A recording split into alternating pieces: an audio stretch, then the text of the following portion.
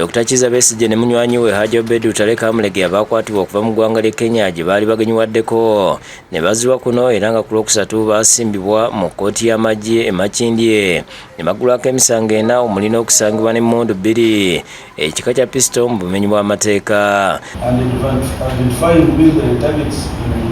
Olwaleero akulira NUP Robert Kyagulanyi Ssentamu akyaliddeko Dr. Besigye mu kkomera e Luzira nga awerekeddwako akulira oludda olw'obula gavumenti Joel Ssenyonyi, Ssaabawandiisi wa NUP David Luisi Bongoya n'omuyimbi King Saha. Mu kkomera e Luzira bannamawulire tebakkiriziddwa kuyingira nga wayise akaseera oluvannyuma lw'okumusinkana Kyagulanyi ayogeddeko ne bannamawulire n'ategeeza nti Dr. Besigye amugambye nti abantu ababiri abamukwata okuva e Kenya baali mu ngoye za bulijjo nga tebamweyanjulira, kyagambye nti kimenya mateeka n'asaba gavumenti ya Kenya abantu bano bakangavvulwe.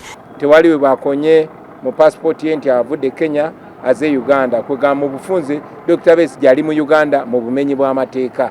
Kyagulanyi agambye nti okukwatibwa kw'omuntu ali ku ddaala lya Dr. Besigye okuva mu ggwanga lya Kenya mu ngeri emenya amateeka kireetera bannayuganda okutya okugenda e Kenya, n'ategeeza nti n'emisango egimuguddwako gigendereddwamu kumunyigiriza. Agamba nti bamukutte n'emmundu pisito 2 ng'ali Kenya, naye bannayuganda be bamukutte amagye oba poliisi e Kenya tennamuggulako musango gwonna. Kyagulanyi asabye gavumenti ya Kenya ennyonnyola ensi lwaki abantu abagendayo bakwatibwa mu ngeri gy'ayise ekivandulo. Ayogedde ne ku bakulembeze ba FDC ab'ekiwayi ky'e Katonga abakwatibwa gye buvuddeko mu ggwanga ly'e Kenya, n'ategeeza nti kino kyanditattana enkola ya Uganda n'amawanga amalala.